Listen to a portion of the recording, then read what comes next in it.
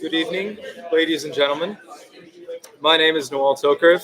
I'm a junior at Northwood University, pursuing a BBA in sport management. To begin this evening's event, it is my honor to welcome to the stage Dr. Stacy Tetloff, Northwood University's Academic Dean of Undergraduate Programs.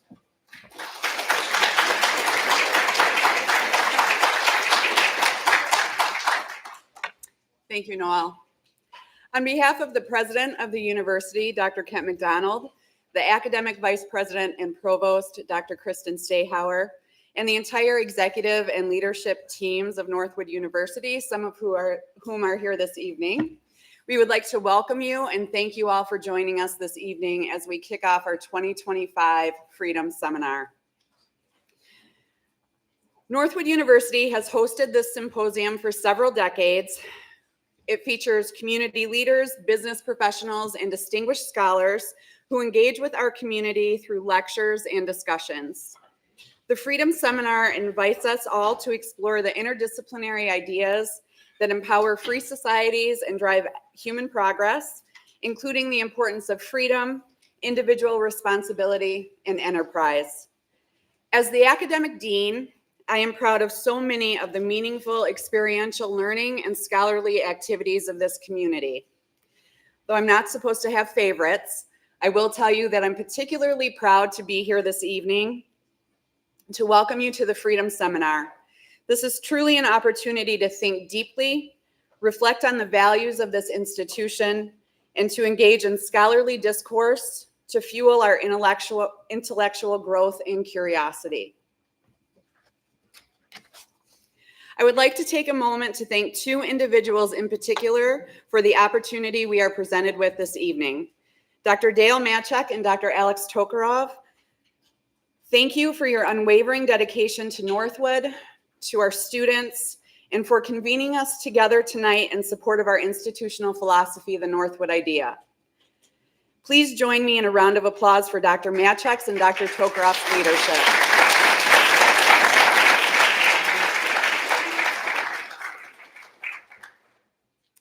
Thank you both. And now I am pleased to welcome to the podium Dr. Gabriel Benzicree, who will introduce our speaker this evening. Dr. Benzicree serves as assistant professor of our economics department, and he is the David E. Fry Endowed Professor of Free Market Economics. He's also a Bretzloff Scholar. He joined Northwood in 2023 after earning his undergraduate degree from Wake Forest University and his MA and PhD in economics from Middle Tennessee State University. Dr. Benzicree.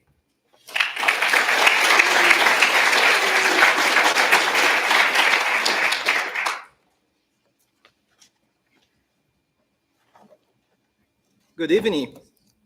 It's my pleasure to introduce today's speaker, Dr. Daniel J. Smith.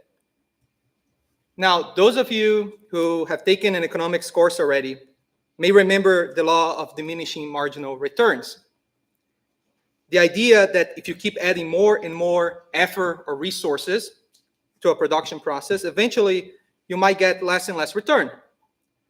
Well, during my graduate school, my colleagues and I, we tested that law on Dr. Smith.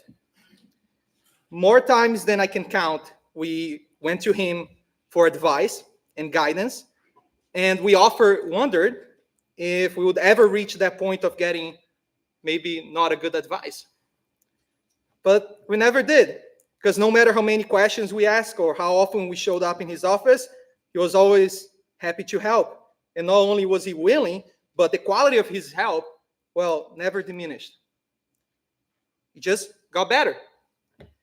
Dr. Smith's commitment to his students is truly an inspiration for me and many other economists trained by him. That same dedication to teaching is matched by his outstanding academic career. Dr. Smith is a professor of economics and the director of the Political Economy Research Institute at Middle Tennessee State University. And he also serves as the North American co-editor for the Review of Austrian Economics. Over his distinguished career, he has held appointments as an adjunct professor in the Owen Graduate School of Management at Vanderbilt University, and as the BB&T Professor of Economic Freedom at Troy University. He also served on the Board of Scholars for the Beacon Center of Tennessee and the Mackinac Center for Public Policy. The title of his talk tonight is Hayek in the 21st Century. Through meticulous research, contextualizing, interpreting, and rigorously testing the road to serfdom, Dr. Daniel J. Smith demonstrates its validity and timeless relevance. He presents compelling modern evidence illustrating socialism's historical and modern ties to authoritarianism. Please give a warm welcome to Northwood Freedom Seminar's first speaker, Dr. Daniel J. Smith.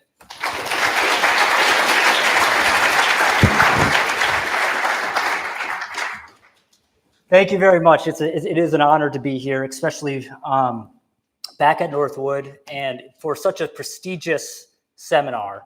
I'm actually intimidated by the lineup you have for the rest of the semester. So think of me as the warm-up act. If you are not happy with what I talk about tonight, don't let it discourage you from coming back. You have some fantastic speakers coming throughout the semester, including people that I look up to as mentors myself. Larry Reed will be coming. If one of you wants to ask, one of the reasons why I'm here involves a BB gun in Larry Reed's head. So you could ask him about that story and how he came to know me. Trust me, someone please do that. It'll put a smile on his face. I'm here to talk. I mean, I do want to take a quick note. This is such a unique event. There are over 350,000 undergraduate business majors every year that graduate in America. Very few of them are even exposed, yet alone can articulate a defense of a free enterprise society. That's pretty scary when you think about it, right? Businesses provide us with income, they provide us with jobs, they provide us with tax revenue. If you're in favor of redistribution, they provide the resources of what's redistributed, right? Without business, we have nothing. All of our prosperity, all the things that make America unique, all revolves around business. And if those going into business cannot articulate a defense of a free society, then who will, right? Our society is doomed. All of the success, all of our wealth, it'll all go out the window. And with this talk, it's also related to our democratic freedoms. So I think it's essential. This is such an institutional commitment from Northwood University. You all made the right decision coming here. I think it really is unique and important. So today's talk, I'm going to be the seminar series about the road to freedom, but I'm going to talk about the road we don't want to go down through the works of F.A. Hayek, The Road to Serfdom. He wrote this book in 1944, published it in 1944. It originated in a memo he wrote in 1933 to his department chair. His department chair was Lord William Beveridge, who later became very important in labor politics in England. Hayek had just come from Austria. He fled the rise of Hitler in Germany, was scared of that, came to the London School of Economics, which at that time was, well, it still is actually, filled with socialists, explicitly. It was, London School of Economics was founded by socialists, including Beatrice and Sidney Webb. And so he is surrounded by socialists down his hallway. And so He was hired to do capital theory, interest, monetary theory, things like that. He notices a discerning trend. He sees people on both the left and the right adopting socialist means. And he notices an association between the adoption of socialism and the loss of democratic and individual freedom. So he's looking at the rise of fascism in Italy, Hitler in Germany, collectivism in the Soviet Union. And then he sees politicians in the United States and in England doing the same thing. Both of the major parties on the left and the right were adopting socialist means. Now, they aimed at different objectives, but for Hayek, they led to the same destination, serfdom. So we'll be talking about that. He took the time, wrote this memo to his department chair, eventually expanded it into a book. One of my favorite books ever written. Take the time to read it. It's especially relevant today, and I'm going to make that case. In fact, that's my number one task today, is to convince you that this book, despite being written in 1944, is just as relevant today as when Hayek wrote it in 1944. In fact, I think we face a similar circumstance in that we face growing threats of socialism. And I think these come from both political parties. And the irony of this is that we have more evidence, more ways to test the data than ever before to confirm Hayek's hypothesis. And that's something we do in the research I'm going to present. We test Hayek's hypothesis, and we find that it's absolutely true, that there cannot be and never has been sustained democratic freedom under a socialist regime ever. And then I'm going to address the Nordic model, because this comes up a lot. People dismiss Hayek's work and say, look, we have socialism in the Nordic countries, Denmark, Finland, Sweden. They've been able to adopt socialism yet maintain democratic freedom, is the argument. I'm going to argue that that's not true, and that the Nordic model actually confirms rather than disproves Hayek's hypothesis.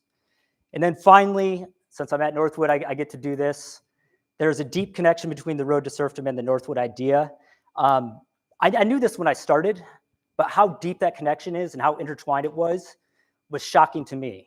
So I'm very excited about that last element for this talk today. Before I dig into the lecture, I do want to note that it is all co-authored research. In fact, most of it is with your Northwood professor.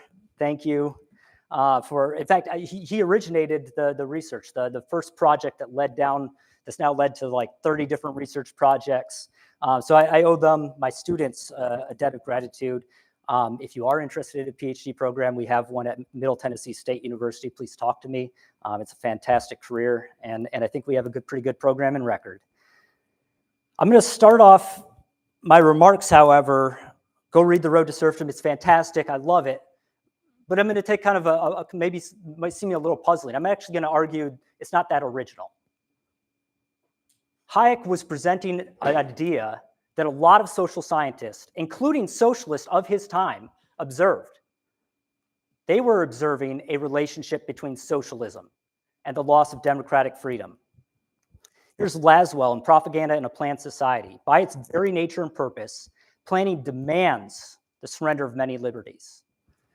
What's interesting about this is the socialists recognized this association, but they still wanted socialism. So you know what they did? Their way around that is they're like, well, if people have a central plan and we need them to submit to it, well, necessarily there's going to be abridgment of freedom, right? We're going to have to suppress freedoms because we need them to agree. We need them to sacrifice their individual autonomy. We need them to sacrifice self-authorship of their own lives and submit to the central plan. The only way to do that without suppressing liberties is cultural re-education, indoctrination. So that's what they turned to. See the Propaganda in a Planned Society? That's what they turned. They said, technically, we're not suppressing democratic and individual freedom if we indoctrinate people. And it wasn't just through education. They wanted control of the arts, literature, music, theater, everything. They wanted you to sacrifice yourself completely for the greater societal good in their mind. Here's Evan Durbin in The Politics of Democratic Socialism. He's recognizing that in markets, when there's a dispute, it's resolved through the marketplace. In Mises' terms, the consumers are the fickle gods of the market. They get to decide which plan goes forward. But in a socialist society, you're still making economic decisions. You're still building a factory here rather than over there. So you're creating harm. You're hurting these people and benefiting these people. But how do you resolve that in a socialist society? I'm going to have to use force. If you're protesting, you're unhappy with that decision, right? You don't have that peaceful process of the market in a socialist society. So that was what Evan Durbin was recognizing. Lord Beveridge, in Planning Under Socialism, it might appear impossible to set up a government capable of socialism, at least without risking essential liberties. Then Dickinson in Economics of Socialism, during the period of transition from a capitalist to socialist society, both forms of liberty may be abridged. And here's the first connection to the Northwood idea. Even before Hayek wrote The Road to Serfdom, remember 1944? Orville Watts, that name may sound familiar, is the author of the lead essay in When We Are Free. He writes about the Northwood idea. So professor at Northwood from 1963 to 1984. Back in 1938, again, before Hayek, he recognized this. He said, a voluntary enterprise is necessary for mass prosperity and democracy. He was critiquing two fallacies at that time. The first one was that almost all economists at that time believed that socialism would outperform capitalism. They're saying, well, we're going to internalize externalities. We're going to eliminate inefficiencies of the market. We're going to eradicate the unnecessary duplication of service and competition, right? Rather than 15 companies provide hamburgers, we're going to have one hamburger company, right? And we're not going to have private profits. We're going to have public profits that we're going to reinvest in public infrastructure. So for all of those reasons, the socialists were actually arguing that socialism would lead to more material prosperity than capitalism. Now let that sink in for a second. Modernly, a lot of socialists critique capitalists because why? They're materialistic, right? They want more stuff. A socialist, we're not like that. The original socialists were willing to risk essential liberties because they wanted more advanced material production. They were the original materialists.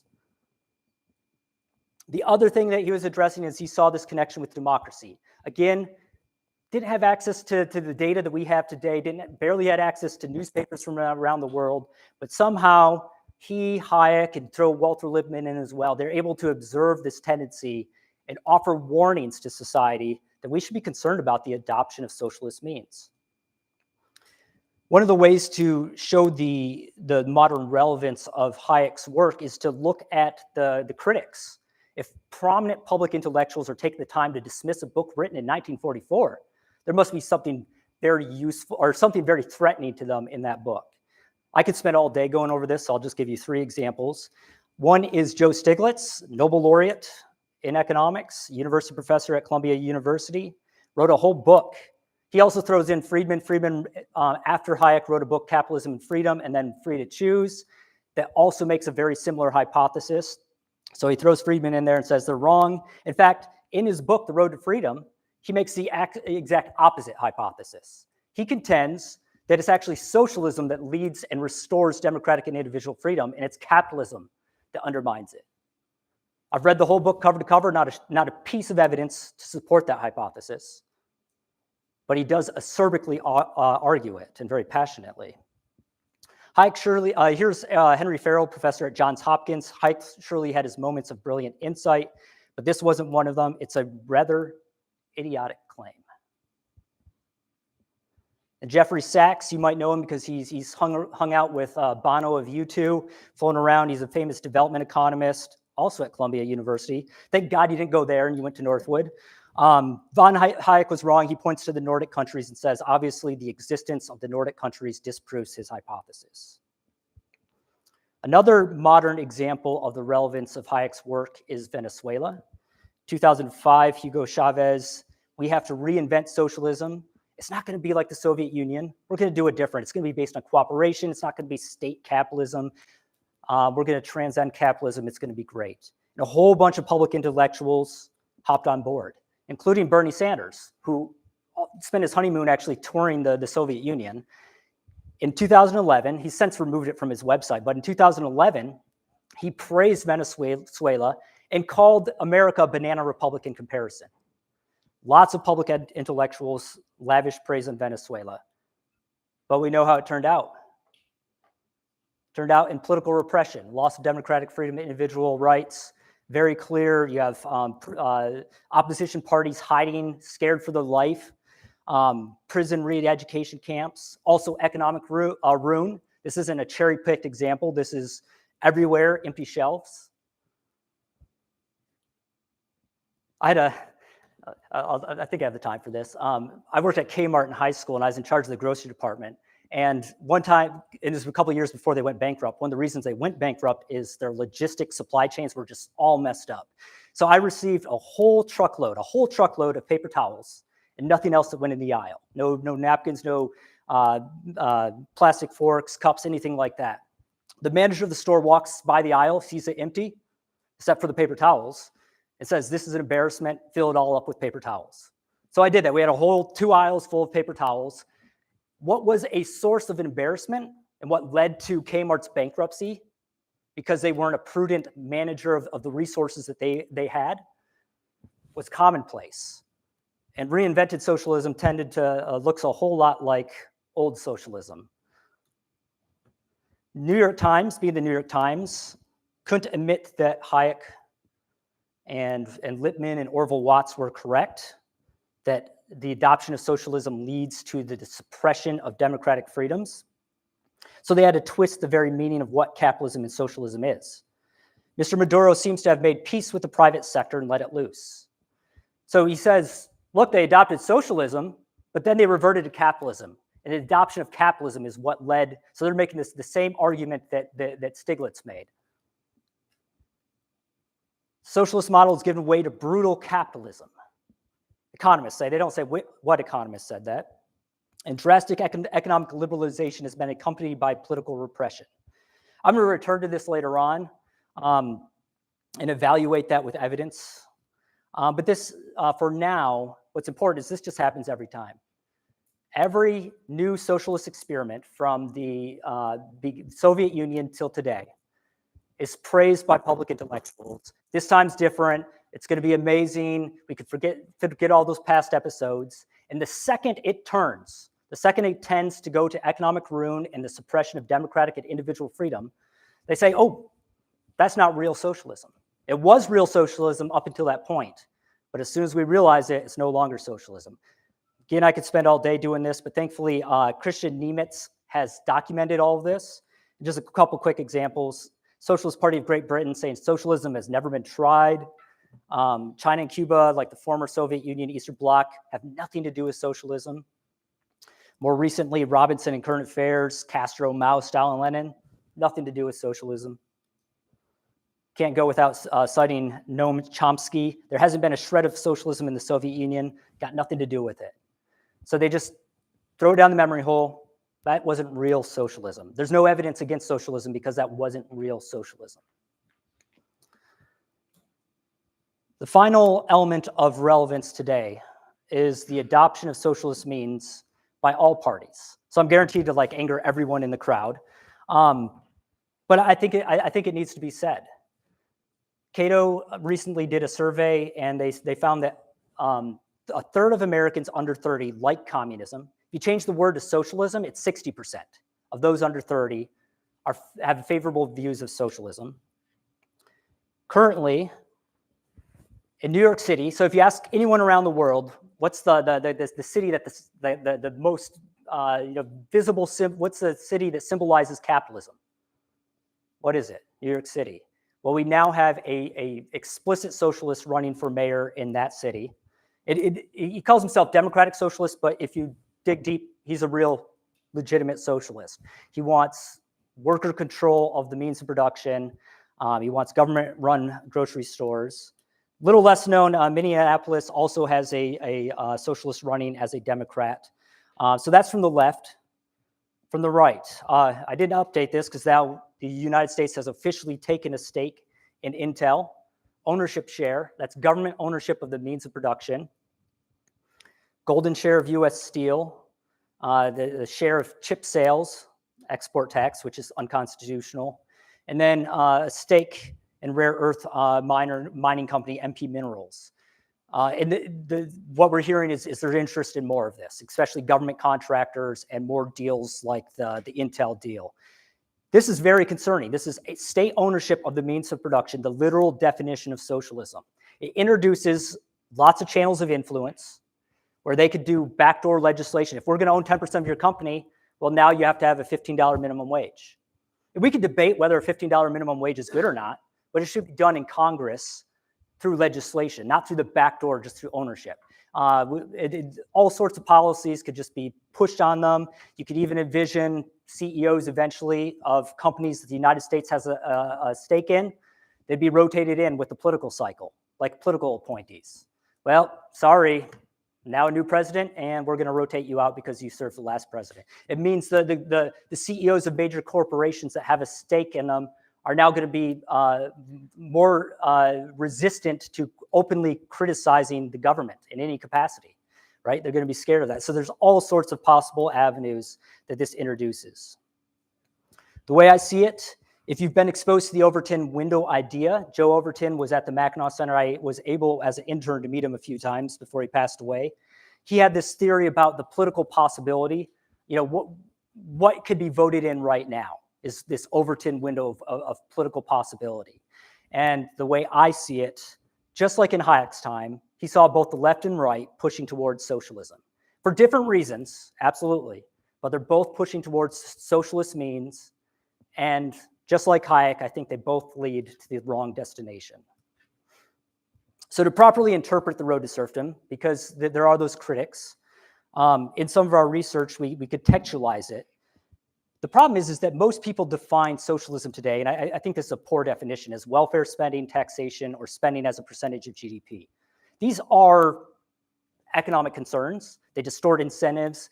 There's all sorts of reasons. Larry Reed's The Fall of Rome, which I think he's going to be talking about, talks about some of the problems with a welfare state that gets too big. We have economic concerns with those, but we're not concerned that those will lead to the suppression of democratic and individual freedom. Those are separate arguments. What Hayek and the socialists he was engaging defined socialism as state ownership of the economy, and that's widely spread at that time and understood to be as such. Those advocating for redistribution actually felt that state ownership of the economy was necessary. This goes back to the argument they thought socialism was going to be advanced production over capitalism, that it would outproduce capitalism, right? So the socialists at that time advocating for a welfare state believed you had to have a welfare state or had to have socialism in order to support a welfare state. So when Hayek uses the term welfare state in the road to serfdom, modern people look at it and say, look, he's saying even a welfare state, the Nordic countries, will lead to totalitarianism. So clearly he's wrong, but that's not what Hayek was arguing. You have to understand the terms at his time. And at that time, it was very clear that those advocating for a welfare state were in fact advocating for state ownership of the economy. I did want to mention Francis Williams is just one example. He was an editor at the Daily Herald, making that connection with socialism. And this is how we, in our paper, we actually contextualize it. What did the socialists actually mean by socialism? Do a lot of archival work in that regard. What's really interesting about Francis Williams is he became the public relations manager for Chamberlain Attlee, the Labour Party prime minister in England. And then in the 1950s, he was appointed to be in charge of the BBC. An explicit socialist was put in charge of the British Broadcasting Corporation. But this leads to the question of what is special about private property. Why is there this relationship between private ownership of the means of production and democratic and individual freedom? For that, we have to turn to modern interdisciplinary scholars. I think the best one is Bart Wilson. His book, The Property Species. Property unites communities, makes civil society possible. The justice and temperance of mind and thine are necessary conditions for prosperity and human flourishing. In a society where we teach people mind, well, actually, I have two kids, an 8-year-old and 5-year-old. I don't have to teach them mine. They know what's theirs. What I spend a whole lot of time doing as a parent is teaching them what's not theirs, right? That's yours. That's not yours. In fact, when I was young, I have this ingrained in my memory. I'm a theft. I wanted some Elmer's glue that was on the shelf, and it's in the Mackinac Center building. I don't know what the store was at that time, but before it was the Mackinac Center, I put it in my mom's purse. And I thought I got away because we got out of the store, And then she found it. And she marched me back in, and I had to take the glue back to the counter and confess I stole this, right? We're teaching mine and thine. That's not yours. There are just means to acquire property, and that was not one of them, right? If you want to acquire property that is not yours in a free society, how do you do it? You have to develop a reputation, especially as a business person. You have to develop trust, sociality, tolerance, right? You have to provide something of value to that other individual. So you have to put yourself in their mind. What do they want, right? These are the underpinnings of a democratic society. And this all comes from private ownership of the means of production. It also develops individual responsibility. This is mine. I need to take care of it, right? So you go both individual responsibility and the development of all these other virtues necessary for democracy through the ownership of property. Private ownership of the means of production provides economically independent citizens and thus forms a bulwark of political democracy. This was actually written by the very socialist that Hayek was engaging in. The socialist he was writing to, actually, we don't know the full story, but Lerner was a student of Hayek's at the LSE and then became a colleague of his. So I imagine, it makes sense to me, it's very plausible, that Hayek convinced him that private ownership of the means of the economy was very important, and therefore convinced Lerner, this socialist, he made, private property is really important, we need it. We just want to limit it to important state sectors like finance and natural resources. I think he just a very small, limited number because he recognized Hayek's argument. Just for fun, I'm not going to go down this rabbit hole. You probably can't read this book up here, but it's The American Way of Business, the Role of Government in a System of Free Enterprise. It was commissioned by the Department of the National Education Association.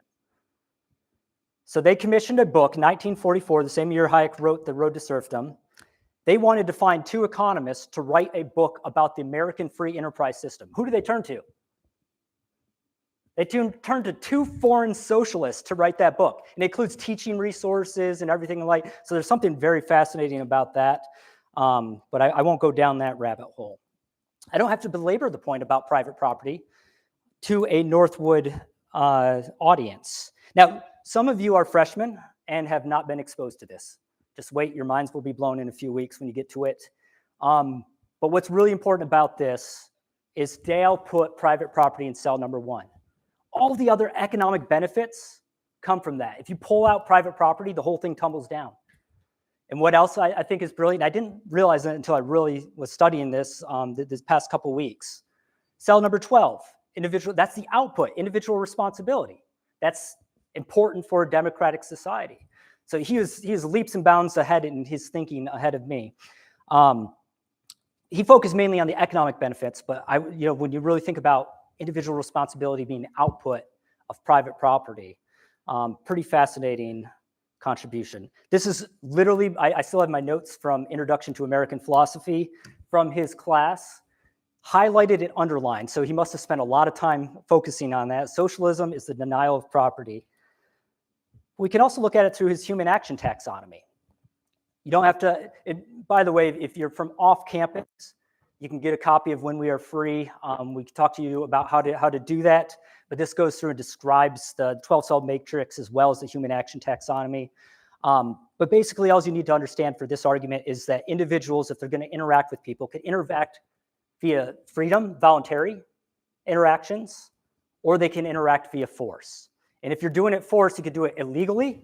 I could threaten to take something from you, or I could do it legally, right? So in Tennessee, I have to pay taxes now to fund the Tennessee Titans' new stadium to the tune of $1 billion. I don't want to pay for it, but the billionaire owner of the Tennessee Titans, the richest person in Tennessee, went to the Tennessee legislator and said, I would like some money. And if I don't pay my taxes for it, what happens? I go to jail, right? The police show up and literally take me to jail. Going back to my example with the glue, right? My mom didn't say, that's the wrong way to steal. But if you want to get glue that you don't pay for, we can go down to Lansing and lobby, and then we can get you some glue. We could steal from people just through the legal process. No, there wasn't an exception. That's still theft, right? That's still a win-lose relationship. Someone's still losing there. It's not voluntary. As we socialize the means of production, We take transactions from the voluntary sector where we're developing individual responsibility, where we're developing sociality, tolerance, all the business virtues.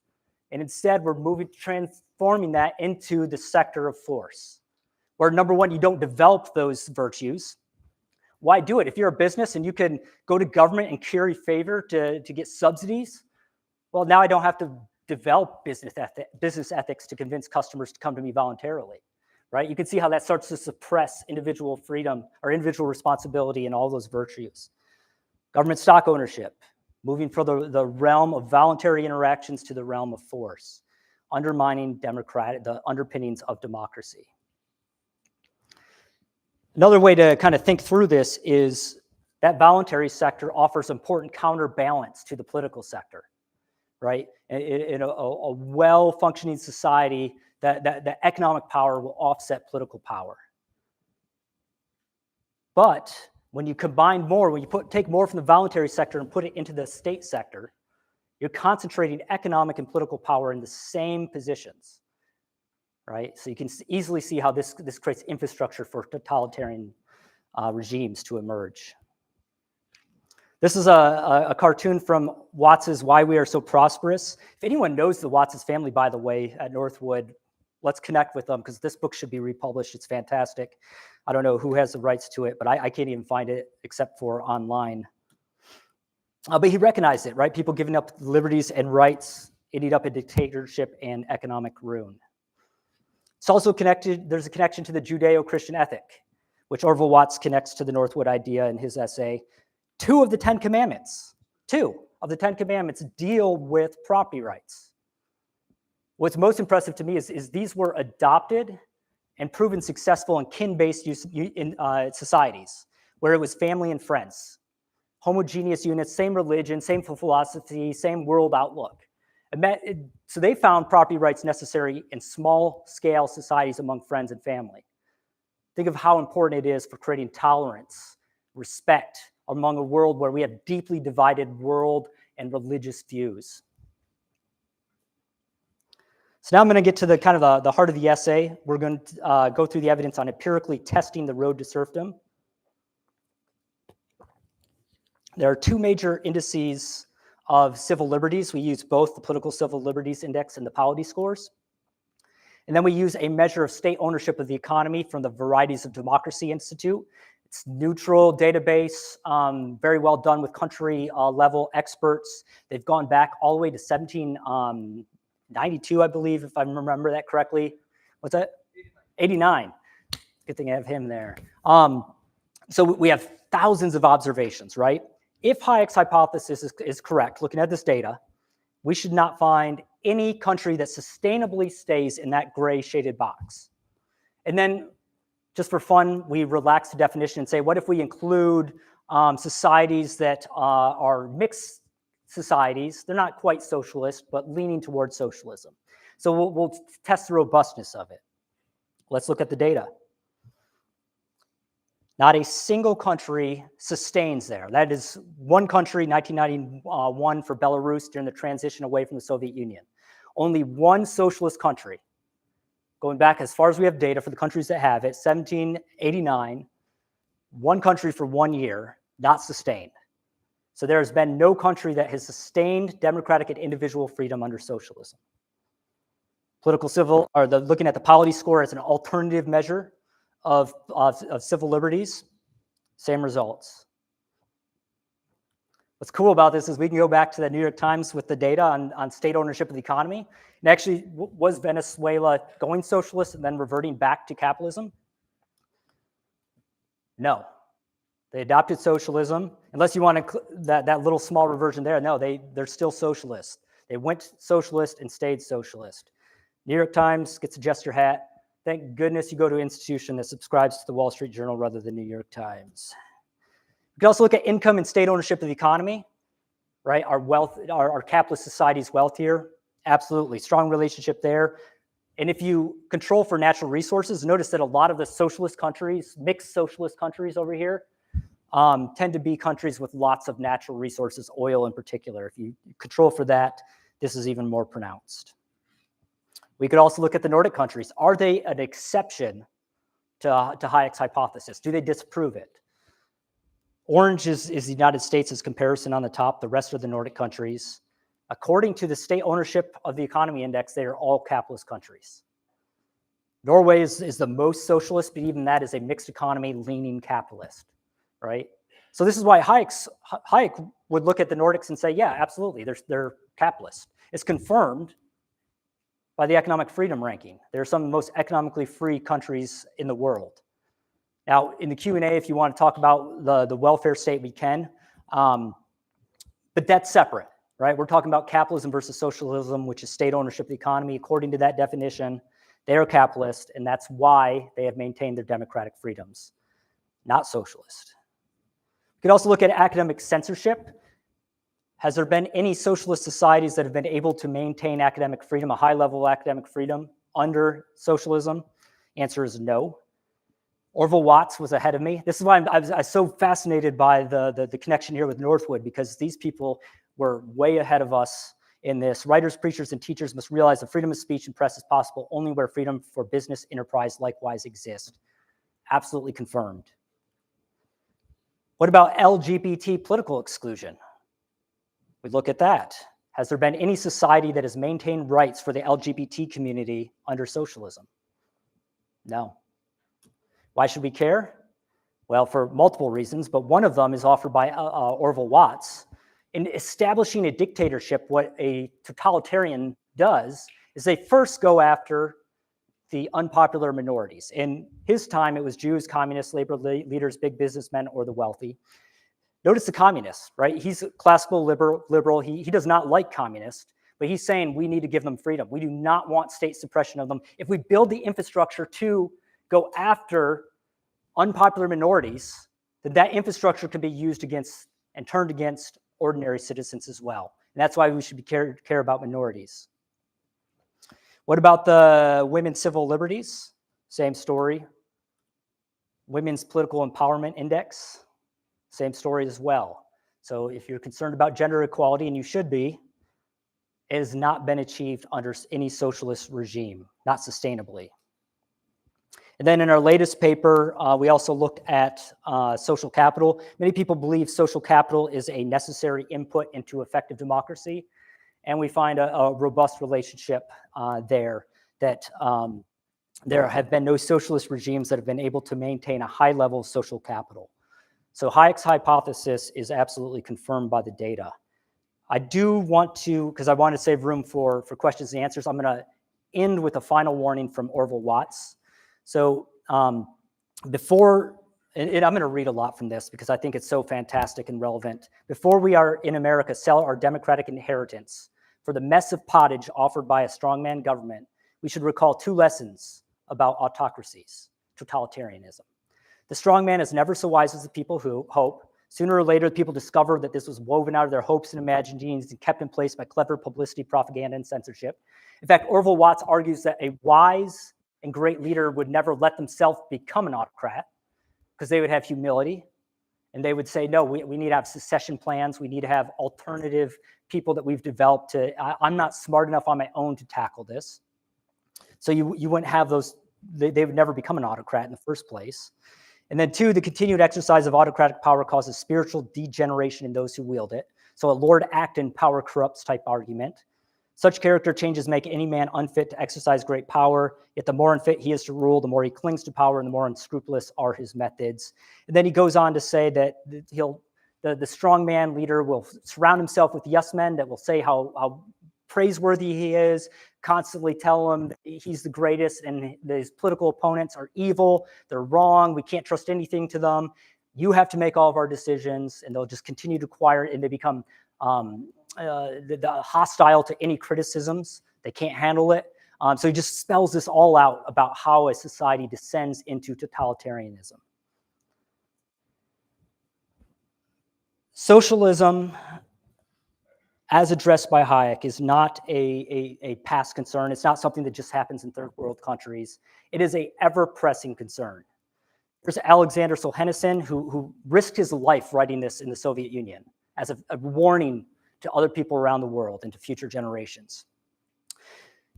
he was arguing, he's like, look, you're going to be tempted to think what happened in the Soviet Union was we were evil, or that you're morally improved, that you won't descend into this, that you're going to learn from this.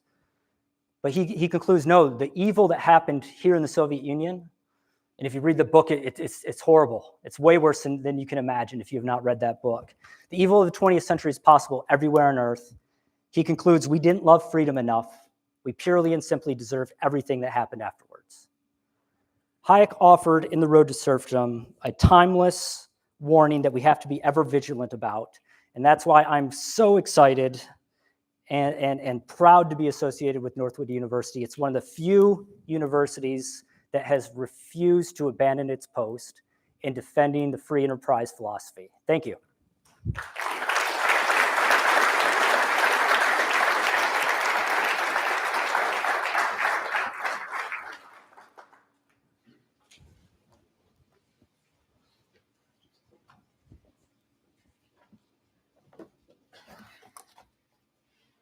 Thank you, Dr. Smith, for sharing such valuable insight into the power and timelessness of Hayek's ideas to guide us all to the road to freedom.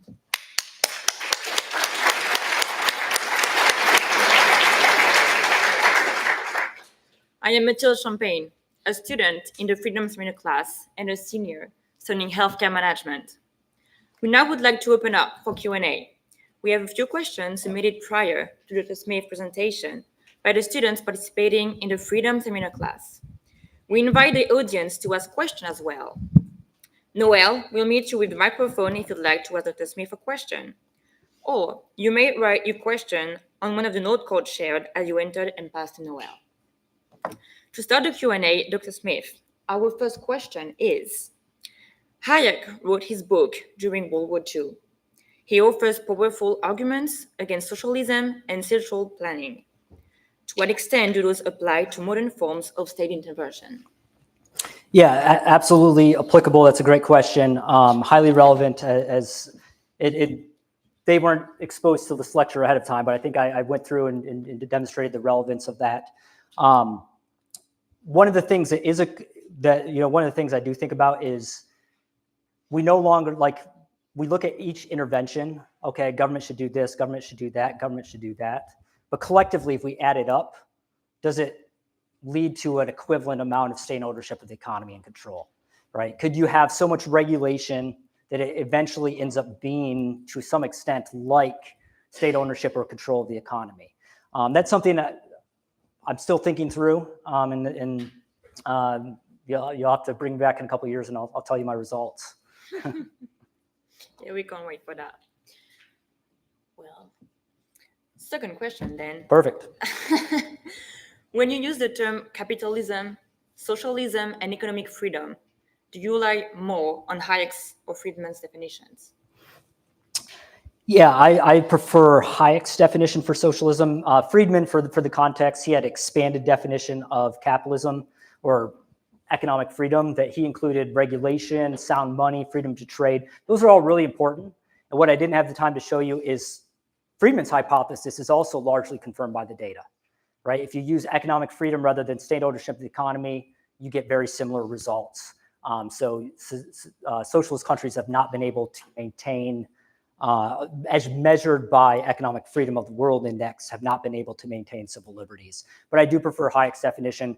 I'm very much a stickler on that. I know we tend to call things socialist all the time, and I think that's unfortunate. We have to be very careful and reserve that name for actual cases of socialism. We have concerns with other things. I have lots of concerns with state ownership of the economy, with welfare states, but it's much different than state ownership of the economy. Thank you for your insights. Well, third question. If you have only two choices for a place to live, one with free enterprise under dictator, like Chile in the late 1980s, the other a democracy where the government controls the economy, like India in the 1980s, where would you settle and why?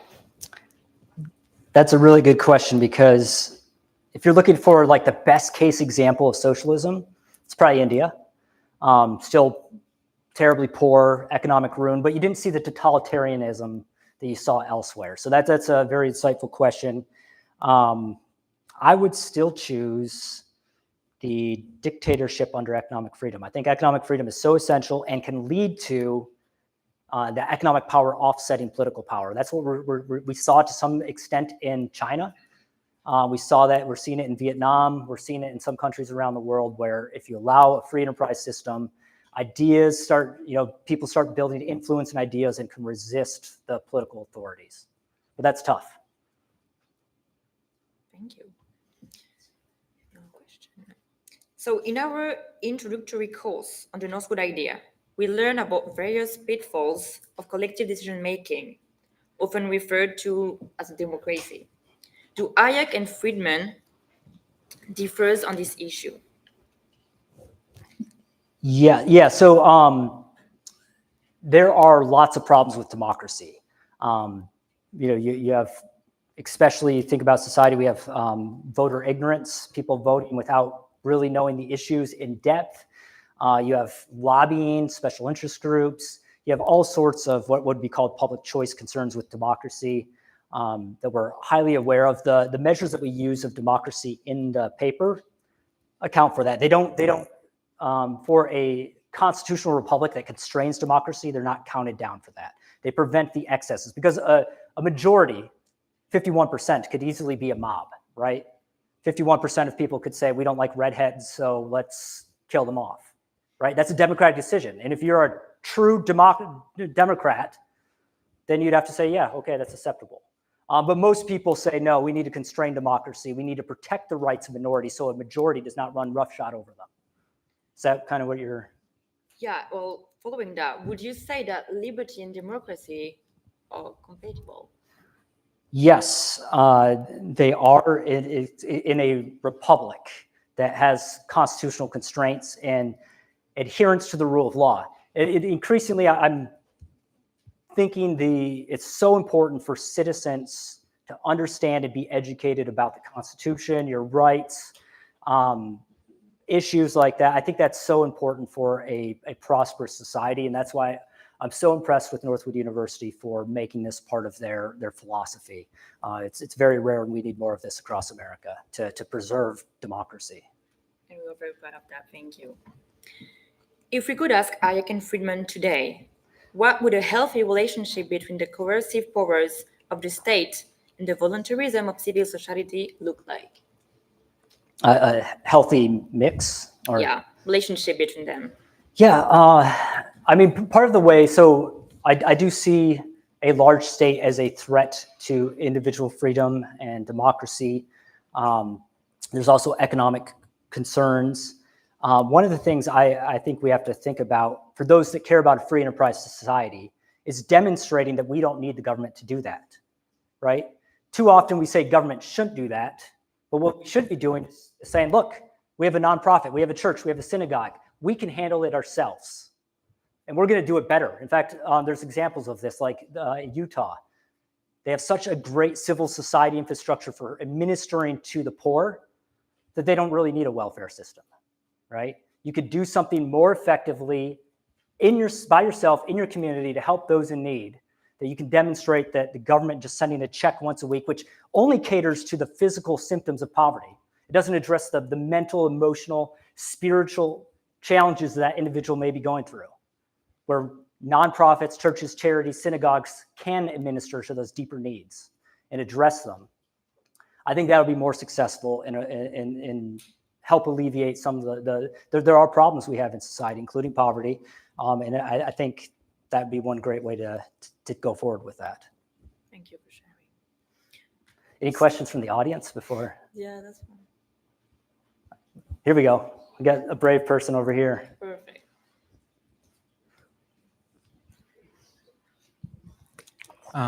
Question about something like Social Security, where it's technically taking away my freedom to invest my money how I choose to my own retirement.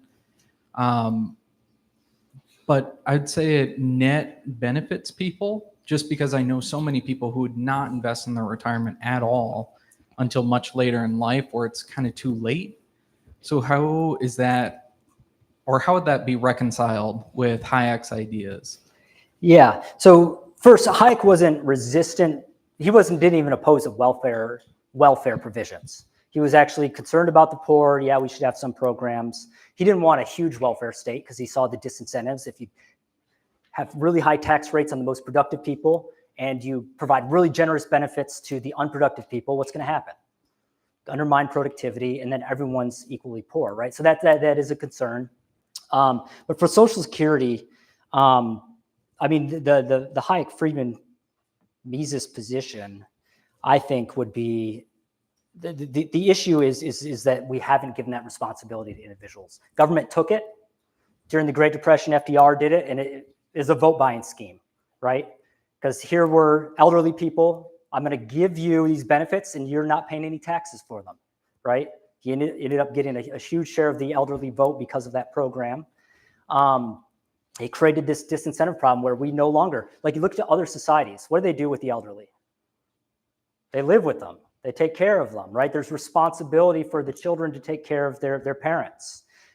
Individuals take more responsibility throughout their life and make sure to make prudent decisions. I look around, I have a relative idea of how much I make versus how much other people make. And I'm constantly seeing people that I know I make more money than. I'm not filthy rich. I'm an economist. I'm a professor. But they're taking vacations to Disney World and buying campers and fancy cars. And I'm like, how are they affording that? And I think there's this, people haven't had that responsibility for making those decisions themselves. If we transition to a world where we put that burden back on, I think they'd rise to that occasion. In fact, we can look historically in America, and they did. The other thing is prior to the emergence of the federal welfare state, David Beto at the University of Alabama has a great book called Mutual Aid.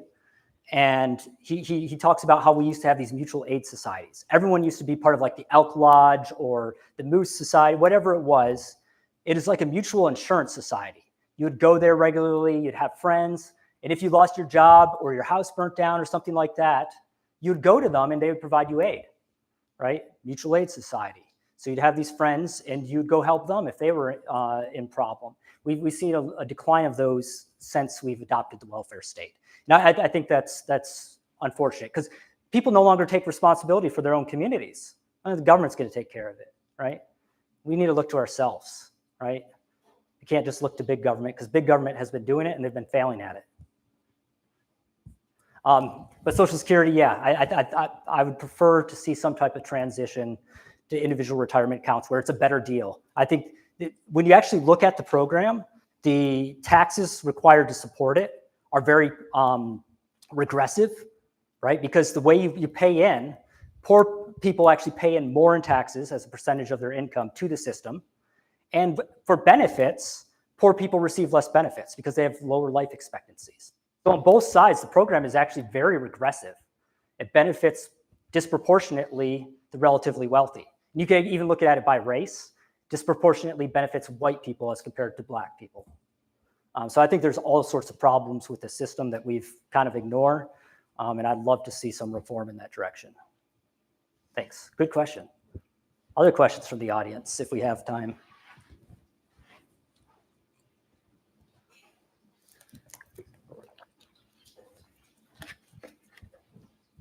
Yes, so the entire thing has been so very informational, but my kind of question more so towards you, towards any of us, would be for obtaining this kind of road to freedom, what would you say is both our first step and our most important step as individuals to actually obtain this?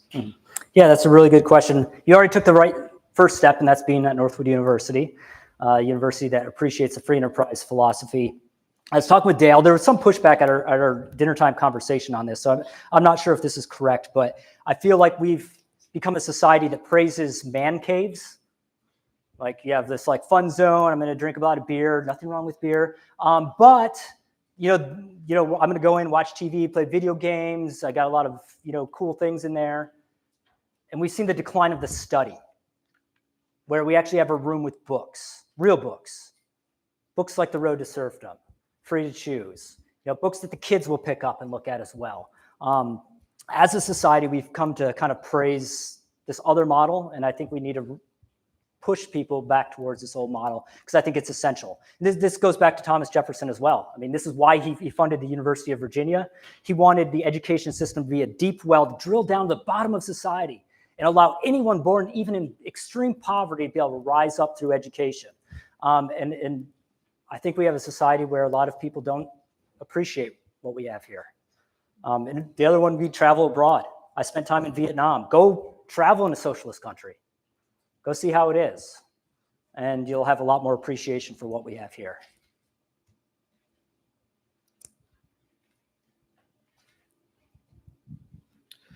If you believe that state ownership of critical industries, including agriculture and healthcare, is harmful, then why should we stop with just the privatization of those industries and not apply it to industries like security, like the police or the military or infrastructure? I like you.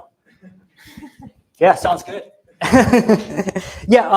So within there's a range of libertarian anarchist thought that says, how far can we push back the state? If the state is this constant threat, do we really need the state to provide security? And a good example of this is look at the Disney World police. Have any of you heard any case of Disney racially profiling people? Have you seen any cases where they've thrown people down and beaten them? Why not? What would happen to Disney World's profits if their police force abused their responsibility? People would get going, right? So there is something to that when you're like, oh, yeah, there's more of an incentive structure in can we provide private policing? In fact, there's twice the amount of private police in America as there are public police. It's already operating. I'd love to push back on that and see how far we could minimize the state. It's called a minarchist state. And if you're really dreaming philosophically, anarcho-capitalism, where you completely eliminate the state. But that's crazy thought. Maybe. Some days, depending on the day, I can go there with you. But yeah, that's a fascinating discussion. If we can get to that point, man, that'd be great. If we could get to that point where we could have that debate. And some people might, as long as we're all rowing in the same direction towards freedom, some of us may want to get out earlier before others, then we can have that debate at that time. But until then, let's all row in the same direction and celebrate when we get to the point where we can disagree. Here's a question.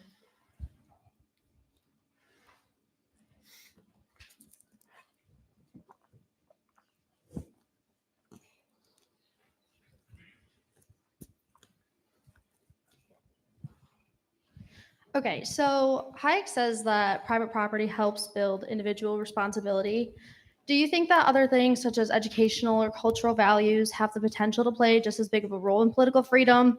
Or do you think that since like the root of socialism and the resistance of socialism stem a lot from materialism, that those values don't play as big of a role? Like essentially, do you believe that without monetary value, they could help build individual responsibility? Yeah, that's a really good question. Gordon Wood, he's a historian who's written a book called The Radicalism of the American Revolution. Talks all about how early Americans, the desire to make business profits, to make knickknacks or whatever, sell their cows, led them to get educated. That provide them the incentive, right? The reason why you're all in these, or the college students in the room, the reason why you're here and paying tuition at Northwood is why? No. To make a living, right? Earn money. I mean, on your college admittance essays, yeah, you're all like, yeah, I want to change the world and yeah, we all know you want to go make money, right? And that's good. There's nothing wrong with that. Jason Brennan has a book, Why It's Okay to Want to Be Rich, right? To get rich, you have to serve other people. There's nothing, as long as you're doing business, doing it ethically, there's nothing wrong with it. But the reason why people get educated is because they can earn, they go on and do stuff. And in societies where they cannot use their education, so when people come from abroad, they come from a society that doesn't have capitalism, and they earn a degree here, what do they tend to do? They want to stay. They want to stay here. Why? Because they can't use their degree back home. I think maybe they're trying to tell me I've been going too long. So one of the reasons, if you want education, one of the best ways to encourage that is a free enterprise society. And the last thing you want is a government in charge of education, especially civic virtues. Like, I'm very concerned, especially internationally, especially when you look at totalitarian governments, when we give resources to them and say, hey, build schools there in this developing nation. Well, who controls the school? The dictator. And what are they going to teach? Indoctrination. So I'm very concerned about trying to do that through the state. I'd much rather see a free market approach to that. And I know that's a radical view. You could throw mud at me later. Do we have any other question from? Yeah, I got it right here. Referencing your examples from the beginning of the presentation about the U.S. investing heavily in public traded companies that are massive in their own sectors, do you think that Hayek would approve of the breakup of these monopolies instead of the government investing so heavily in them? Yeah, I think number one, he would oppose subsidizing these industries. That was the first sin, is actually government intervening, privileging one company over the other company, which I think is something we have to be deeply concerned about. But I also think more fundamentally, there's a lot of reasons in America why our corporations have gotten so big, right? A lot of government subsidies, protectionism, favoritism along the way, favorable laws and things like that. I think he might be concerned that we've created too big of corporations. A good example of this is the too big to fail policies with banks, right? We told banks, Continental Illinois is the first major failure is in 1989, I believe. Major banking institution that failed. Government stepped in and said, we need to bail them out. They are too big to fail. They were the 10th biggest bank in the nation at that time. So what did that tell all the other banks across America? They said, look, if you get big enough, then if you merge enough, you get big enough, you'll be too big to fail. You'll get bailed out. Why would that be attractive to these companies? Well, it's privatized profits and socialized losses. I can make as much money as possible. I can take as much risk as I want. And if I fail, who bails me out? The taxpayers, right? That's like sending you all to Vegas and saying, go wild, go gamble. If you make anything, you get to keep it, but I will cover all your losses. Like, what do we expect to happen? Right? You're going to go risky and crazy, go on the roulette wheel. You're going to gamble everything away. It's going to be a disaster. And that's exactly what we saw with the financial crisis. Right? Companies got too big because of a government policy. And there's lots of other examples, I think, in healthcare that we've gotten way too big as well due to regulations and tax law. So yeah, that's a really good point. I think, again, they'd be concerned about subsidies, no. And two, yeah, the size of corporations has gotten out of control when it's not dictated by, and when it's not spontaneously emergent out of a free society. It's privileged by government. I guess it's my turn now. So if Hayek and Friedman had witnessed the transformation of Russia and China over the past 20 years, would they change some of their views on the interplay between politics and markets? They would have interesting things to say. I mean, one of the things about the Russian Soviet Union transition to Russia was that transition period, right? Going from a socialist nation to a capitalist nation is really tricky. We don't really know a lot about how to do that. Obviously, there were ideas like we should just do it really quickly, called shock therapy. There were ideas that we do it in auctions. What happened with the Soviet Union is it ended up being crony capitalism, where all the people that were wealthy under the Soviet Union, the elites, ended up getting all the same resources essentially. So it wasn't a real transition to capitalism. So I think they would focus their research on how do we transition away from socialism. And given that there's renewed interest in socialism, that topic may come up again. If we look 20, 30 years, if we continue down the road we are, we may want to know, how do you roll back some of this? So I think that's one of their major insights. I don't think they'd change their mind about anything relevant. I think if Hayek was here today, he'd be like, what the heck, did I not state that clearly in my book? What are you doing? I mean, I think you would literally, I'm going to say WTF. You'd say, what are you doing, America? Right.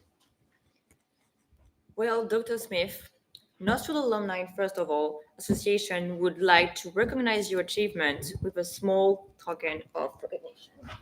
Here you go. We're really happy to Thank you very much. I appreciate that. Thank you.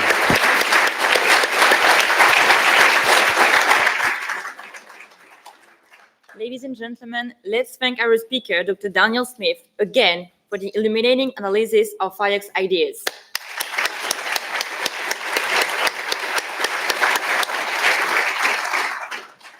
For those of you who are recording your participation for class, the Impact Program or the TNI Badging Program, please be sure to scan the QR code on the flyers located at the back of the auditorium and submit the form prior to leaving this evening. As we conclude this evening, we also invite you to attend the upcoming Freedom Seminar events. Here at Northwood, we believe that freedom, individual responsibility, and enterprise are essential for human progress. The Freedom Seminar will provide us through 14 more events with a deeper understanding of these values and how they can be applied to improve public policy, business, and our personal lives. Next week's topic, Globalization at the Crossroads, will be presented by Brian Onk, Director of Education at American Institute of Economy Research. You're invited to come at 6 p.m. on September 2nd to the Plaster Building in room 120. Thank you and good night.